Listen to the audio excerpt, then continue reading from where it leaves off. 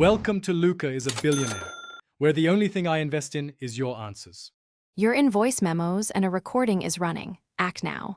Tap the big red square stop button once to end the capture. Once done, make sure the timer freezes and the waveform stops moving. That confirms the file saved locally. If you want to keep it, tap Done and name the memo.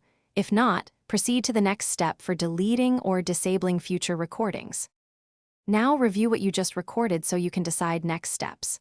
Play the saved memo to verify content, use Edit to trim out mistakes, or Share to export to Mail, iCloud Drive, or Messages if you need a copy.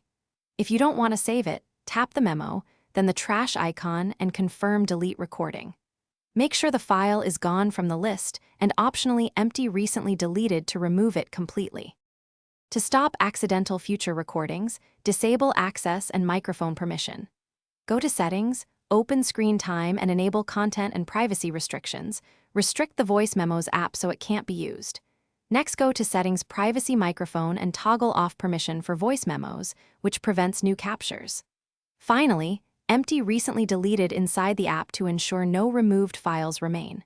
Troubleshooting tip: if recordings still appear, restart your iPhone and recheck microphone permissions. Thanks for watching and please subscribe. It's the best investment you'll ever make.